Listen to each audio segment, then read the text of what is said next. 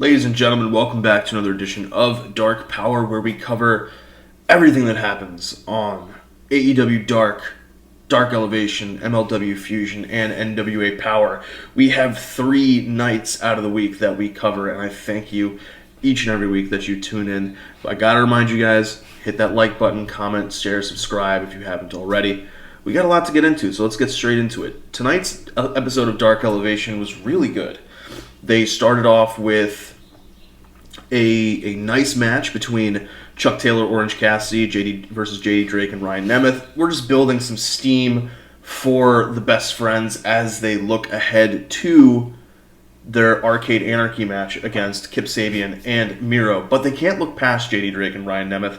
And this is a good match. It's a nice opener. Great way to start off Dark Elevation. You're building on that JD Drake and Ryan Nemeth partnership. I don't know if it was something that was put together just for Taylor and Orange Cassidy to beat, because if you remember, JD Drake came out to save Ryan Nemeth against Taylor and Cassidy last week, and then the next day they had Taylor versus JD Drake on Dark. But it's something that you like to see where even if it's a short-term thing, you're able to do that because of the roster that you have. We have a Jon Moxley promo, and we know that we're going to be getting Jon Moxley in action, and he's in action in the second match of the night against Bill Collier. This was, I mean, it's always great to have Jon Moxley on AEW Dark or Dark Elevation, either one of the two. It's always good to see them continuing to build out what it is these shows are for, and having Moxley on here is something that draws eyes to the product. That's just the name of the game, and great to see him on here. Good match. One of the next things that stood out to me from this show was the Thunder Rosa versus Alex Gracia match. It's kind of interesting. We'll be talking about the two of them a little bit later in this episode of Dark Powerrr, and we like to see that synergy happening between all of the promotions that are working together. As we got further into Dark Elevation, sometimes I kind of look at matches and I go, I don't know if I'm necessarily interested in that. I'm going to watch it, but I don't know if I'm necessarily interested. As we got further in this episode, I was like, these are things I'm interested in. We had Frankie Kazarian taking on Danny Limelight. Really good match. 8 minutes, 35 seconds. I think it's the longest match on the card. It might actually be the longest match of the night, but really solid effort from both. Kazarian is back in ring work, doing some singles action. We know that he's going to have his match against Christian Cage on Wednesday. Very good feeling that Frankie is going to lose that match, but this is a nice tune-up and just a way to, both for Frankie to just, knock whatever singles rust he may have off, but also to remind us who Frankie Kazarian is and why it's a big deal if Christian, in his first match back, is going to be able to beat him. Like, it's not as though they're putting Christian up against Fuego del Sol. No offense to Fuego del Sol. But AEW audiences expect certain caliber of opponents for Christian Cage, and they expect certain people on the card for Christian Cage. For his debut match, absolutely. Especially considering that Christian Cage is, for all intents and purposes, a bona fide Hall of Famer. I don't know if he's ever going to get into the WWE Hall of Fame, but he's in the Hall of Fame of our hearts. Moving onwards, we have Ethan Page defeating Fuego del Sol. Good match here. Page is continuing to rack up wins under his belt. Strong work, and I think we might be seeing a little bit of Ethan Page a little bit later in the evening. But after this, we had a nice match: Jungle Boy versus Jack Evans. Some strong work there, and good showings. Like, we're starting to see more and more of AEW contracted talent versus AEW contracted talent. That's what Dark Elevation is for. That's what these shows are for, and that's what we're building towards. And it's crazy to think that this time last year, some of us were a little upset about what we were watching Dark turn into. We had seen it, as I keep famously saying, or infamously saying, we kept seeing Kenny Omega versus Kip Sabian. Matches like that on Dark. Why can't we get back to those? And now we are starting to get back to that. Jungle Boy versus Jack Evans in an 8-minute match is a dynamite match, but we're getting it on Dark Elevation, and that's the point. That's what we've been working towards, and it's great to see that after a year, we are getting back to where we were. And that's, for all of the world. We get a promo video actually before the Rosa Gracia match, where she is talking about how she's not going to be like Britt Baker and take sole credit for everything that happened in that lights out match, and that she just thanks the fans for all of the support. And she gets confronted by Diamante, and so I think they're going to transition to a maybe Thunder Rosa versus Diamante feud. We'll see something about that, maybe. That seems interesting to me. I don't know if I necessarily like it as much as something else for Thunder Rosa, just because they haven't positioned Diamante as that much of a credible threat.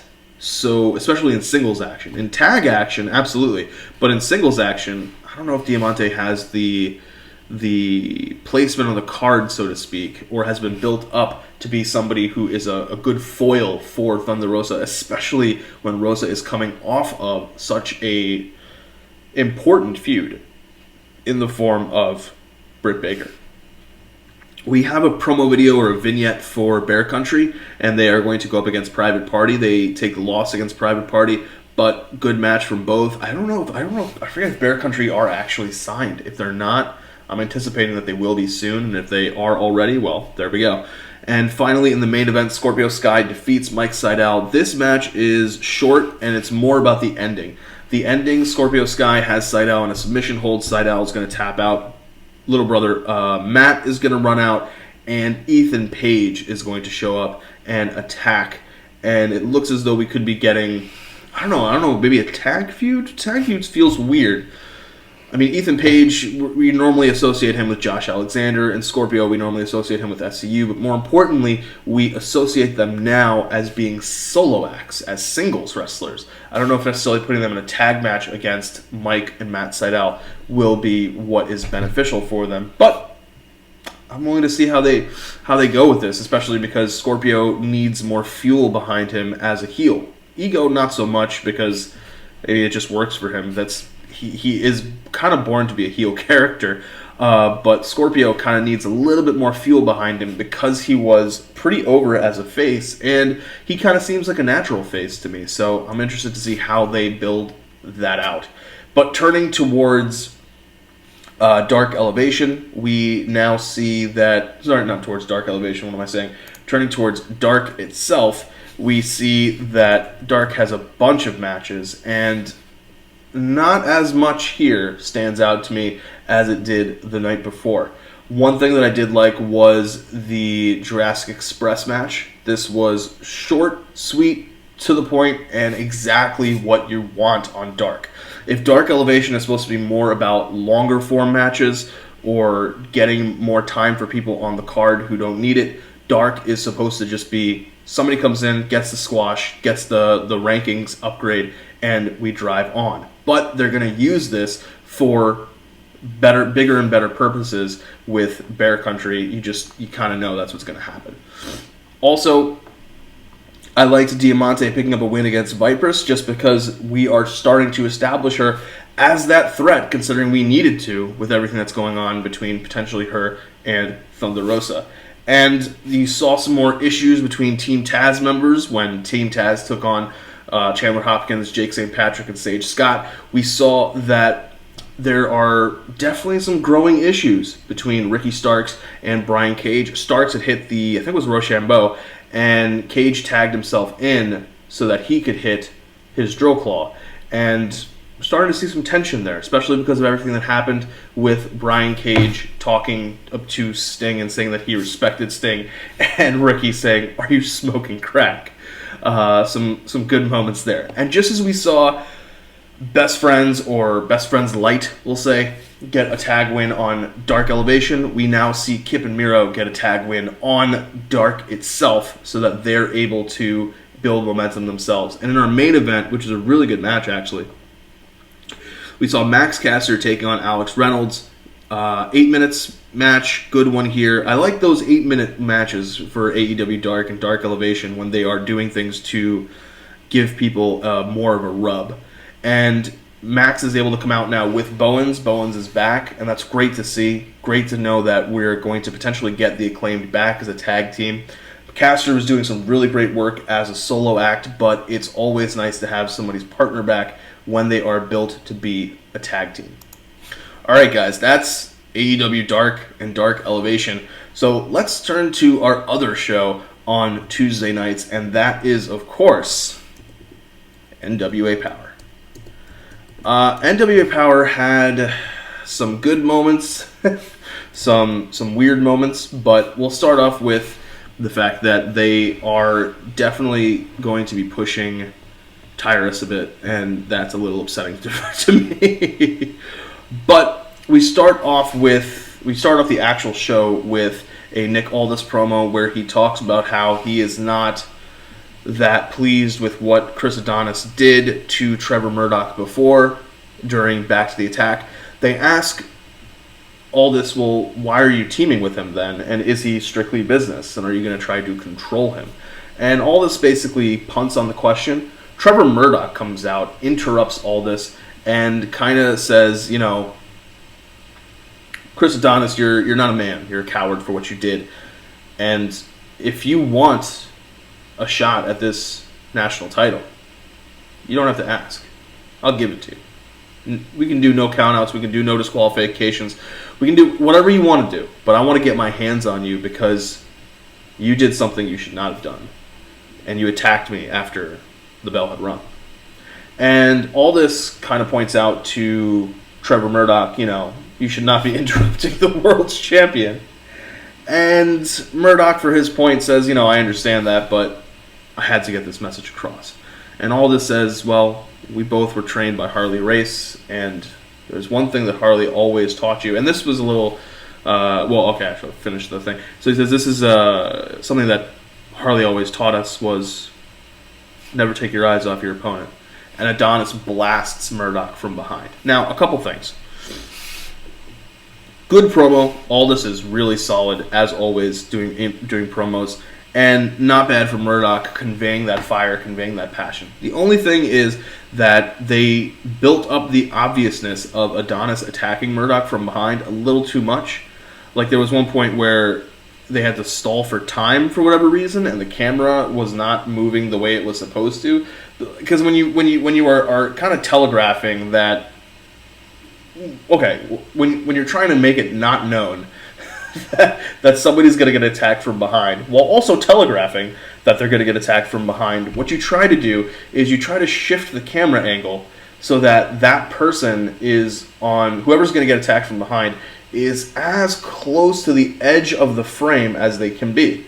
So, for example, if somebody's going to attack me from behind, I'm going to turn and I'm going to be as close to this side of the camera angle so that when the person hits me from the back, you didn't see it coming, the viewer, right? And so it's like, okay, well, that person didn't see it coming either. But with this, they took way too long to get in there, and Aldis had to kind of vamp for time for a little bit, and Murdoch, I guess, didn't pick up on it because it just felt a little awkward and weird. Also, it definitely telegraphs the fact that Adonis is going to attack you from behind.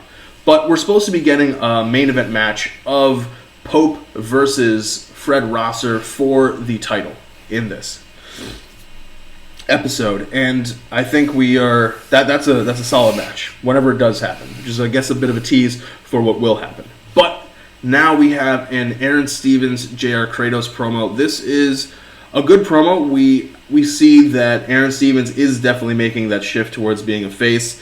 They don't really fully address everything that happened on last week's episode with Kratos and Stevens, but that might be because Saul Renaro interrupts and says, hey, you know, I want to honor Joseph Hudson as well, and so I want to see if I can get a tag title shot. And Aaron Stevens says that's what Joseph Hudson would have wanted. He would have wanted competition. So you find yourself a partner, and you can get that tag shot when you want it. Meanwhile, we have Slice Boogie, aka Chris, True Pot Heel Chris, doing some double duty because I don't know how he's watching Impact while also wrestling on NWA Powerrr. The man has, I guess Mary Jane has some incredible powers. I will run this Chris looks like Slice Boogie joke into the ground. Chris, I know you're listening and watching, so here's your chance to laugh. But Slice Boogie, a.k.a. Chris, takes on Jeremiah Plunkett in a pretty quick match for Slice Boogie to get a win here. I just think it's funny that there was a guy named Jeremiah Plunkett. That alone is hilarious to me. But anyway, now we have Tyrus and Austin Idol coming out for a segment, and it's really making me sad. So they go to the announce table, and Velvet Sky takes this time to excuse herself from the table because there's some tension there between Tyrus Idol and Tim Storm and Joe Galli. Basically everybody but Velvet Sky. So Austin Idol takes her place. It's a little humorous because why do we need Austin Idol on commentary at all? And it's humorous because during the course of this match, Tyrus is going to, so he's going up against a guy named Matthew Mims. The match is really short. It's about 4 minutes long. It's nothing crazy, but Idol probably spends more time talking about himself than he is talking about Tyrus. And then when he does talk about Tyrus, he basically repeats the same thing over and over again. He's a man, he's a monster, so I'm going to call him the Manster. And that's horrible. That's absolutely garbage. You could probably come up with something a little bit better. But what's even funnier about this is that he's in the ring against this guy, Matthew Mims. I don't know that much about Matthew Mims, but what I do know is that he's actually relatively close in size to Tyrus. If I want to have Tyrus having a singles match on NWA Powerrr, and it's his first match coming off of his Back to the Attack match, I'm putting him in there with a smaller opponent. I don't want him in there with somebody like Matthew Mims, especially if he's going to go to pin Matthew Mims at one point, and he gets a 1 count, and then he lifts Mims up because he says he's not done with him, and then they give Mims a comeback. It doesn't make sense. Just have Tyrus squash some guy. That's the point of this. If it's a 4-minute match, it's a 4-minute match. It's the shortest match on the card for a reason. Just there so Tyrus can get a win. Let him destroy some poor soul. Just get somebody. That was the point of when Ryback would be destroying people, and then eventually got to the point that he had to destroy 2 people at the same time in a 2-on-1 handicap match. Well, you can have Tyrus graduate to Matthew Mims, but first have him run through people.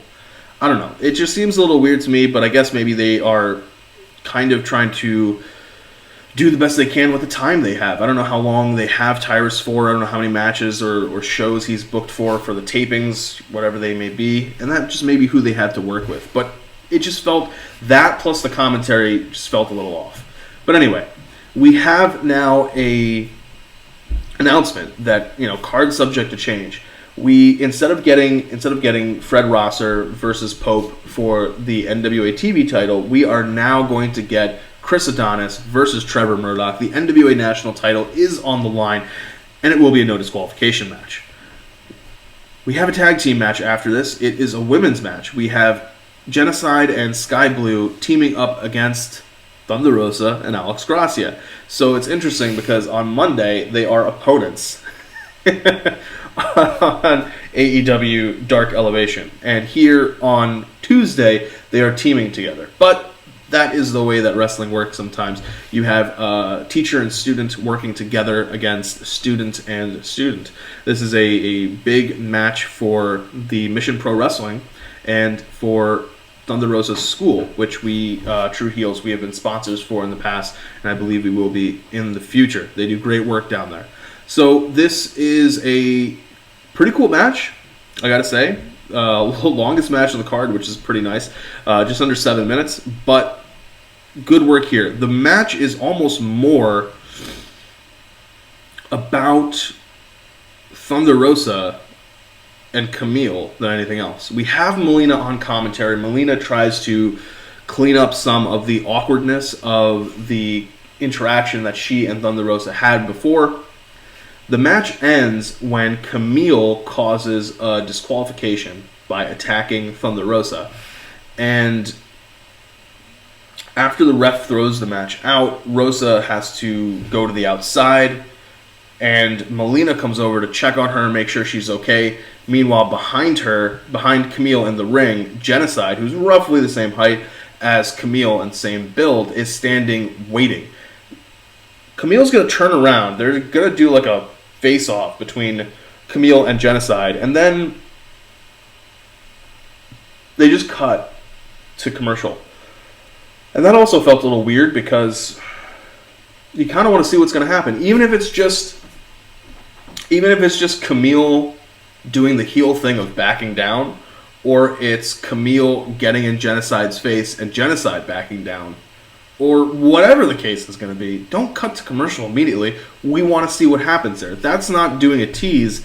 It is technically doing a tease, but it's doing the bad kind of tease where you're just like, oh shit, oh, and then we're watching Austin Idol talk about Universal Wrestling College again. I don't know, that part of it just didn't work, and it's back-to-back things that are bringing down Powerrr. That's one of the problems that NWA Powerrr is having. They're not spacing things properly. They're not making smart decisions with how they're booking the talent. They have talent, but how they're booking them, this Tyrus situation, and now ending this match when you kind of have Camille facing off. The other thing about it is that Camille should no longer be focused on Thunder Rosa. Camille should be looking at for Serena Deeb, and I know Serena Deeb's healing up, but why bother to deal with Thunder Rosa again? Why risk anything happening to your shot when you can just focus on Serena Deeb?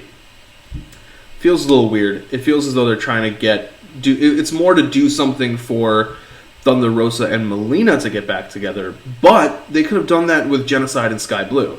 Either way, the match itself, fine until the ending, which leads us to our title match. This is a short match, under 5 minutes. Nothing crazy here to write home about, but the important thing is that Adonis puts Trevor Murdoch into the Master Lock one more time, and by referee's decision, Trevor Murdoch is taken out of the match in order to protect him from himself, and we have a new NWA National Champion. This is an interesting twist, considering what Trevor Murdoch had to do to get the belt from Aaron Stevens when Stevens was still heelish. But either way, good work for Chris Adonis. And we have Aldis out there. We have Latimer out there, and Camille comes back out. They all celebrate together, and it looks as though Adonis might be Strictly Business.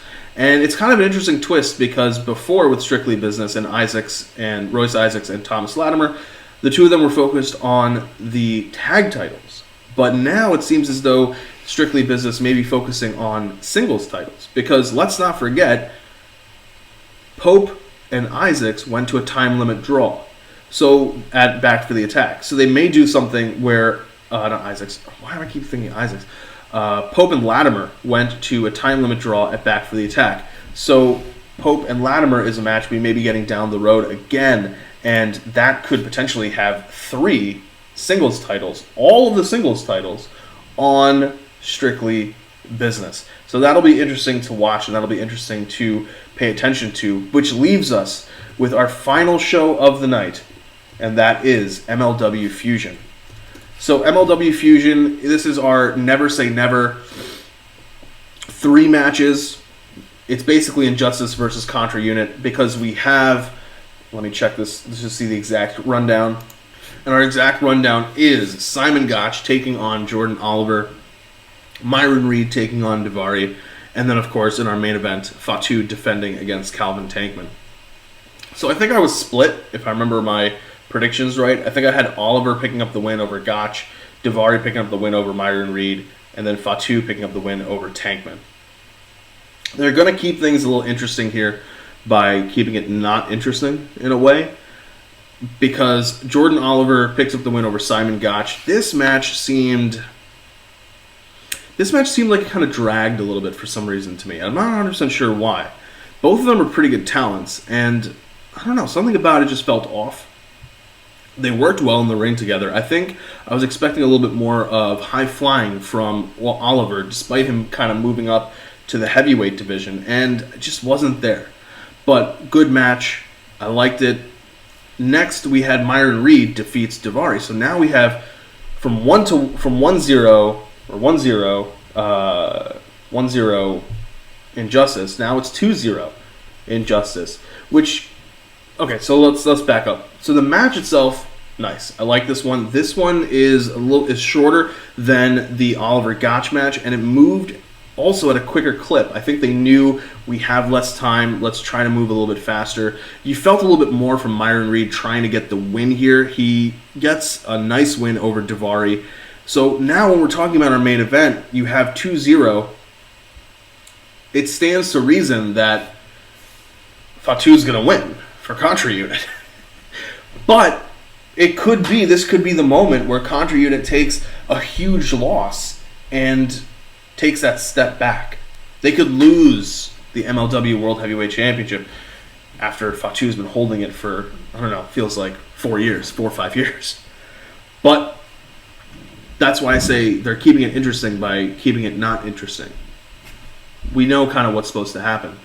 The question is Tankman going to be that guy who can break this curse? Especially in wrestling, when a team goes up 2-0, you kind of expect that the third match is going to make it 2-1. Very rarely is there a clean sweep. And that is not the case here. It is not a clean sweep. Jacob Fatu retains the title after 10 minutes and 44 seconds. This was a really strong match. I liked this one a lot. This is what two super heavyweights should look like when they're facing each other.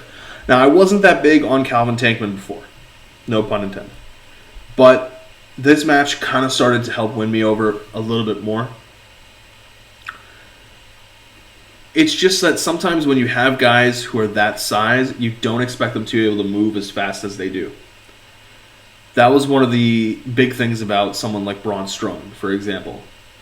He has that size, but the speed at which he can move sometimes is really important and really big for his character.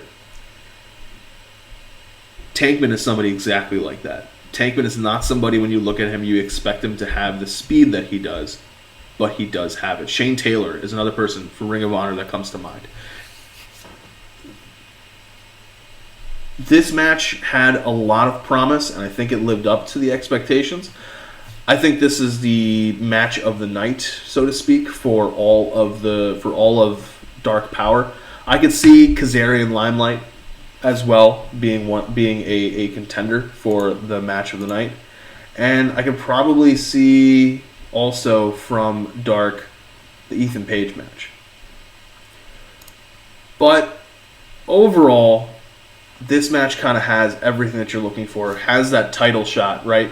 Has a title involved. It has two guys that have good stories behind them, and it has quality workers. So this was a really good match. I give this one the match of the night. Fatu ends up beating Tankman over with some rather shenanigans. We'll call it that. I think it's Davari. Davari tries to get involved, and when Tankman just cold clock knocks him out with his back to Fatu, Harley Race coming back. Fatu is able to grab the flag of Contra and hit Tankman with it and kind of knock him out, and that's how he's able to get the win. And it works because both of these guys came in undefeated. Fatu is able to retain the title, but he does it through cheating ways, which allows Tankman to kind of write off that loss, so to speak, and say, I didn't really lose, you cheated, we need to find a way to do this again and even the playing field. And I think that will be where they go with this story moving forward. That's going to be something that we all need to pay attention to, because MLW is on the rise. And one of the ways we know that it's on the rise is that a partnership that they had tried to pull off last year, but COVID stopped, they are now able to move forward with. MLW is going to be partnering with Dragon Gate in the future, and this is a big move for everybody involved. Dragon Gate gets an American partner. MLW gets an influx of talent that they desperately need, because some of these matches are the same people over and over and over again. Like, we're now moving on to, we had a interview kind of argument between Richard Holiday and Gino Medina on this card, which wasn't anything crazy. We just found out that Holiday is going to be defending the Caribbean title against Medina.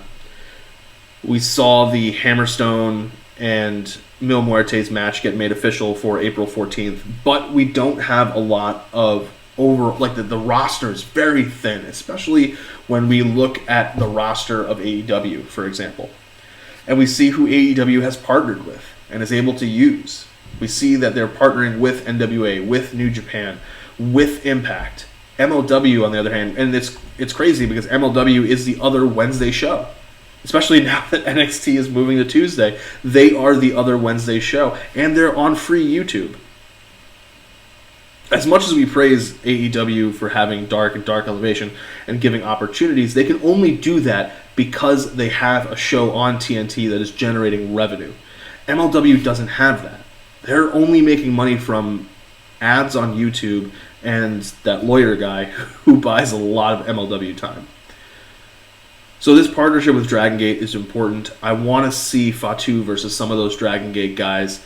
That's going to be big.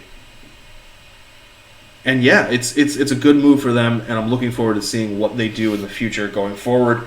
I'm going to look more closely at the Dragon Gate roster because I forget exactly who is on there. For some reason, I always keep confusing Dragon Gate's roster with Pro Wrestling Noah for some reason. Though, if I remember right, they're the ones who have RED with Ita, Ben. No. Ben K is no longer part of RED. He's a face. Shun Skywalker. They have some really good talents on Dragon Gate. So I want to go and take a look at the Dragon Gate roster and see what are some great matchups that we can have, especially because we have somebody like Lio Rush as the middleweight champion. So the options are endless. As long as they don't put LA Park in the ring against those guys, I think we will be in good shape. But guys, our time here is dwindling down. Thank you for going through all of these shows with me. Thank you for giving your time to Dark Powerrr. You can catch me here on Dark Powerrr. You can catch me on Facebook in our Facebook group, the True Heels Facebook group. And of course, you can catch me on Review of Honor, covering everything that happens in a Ring of Honor ring with my co-host, the three-time baby-making champ, Ness. Thank you guys for tuning in. I appreciate it. Take care of yourselves. Take care of each other. And I'll catch you later.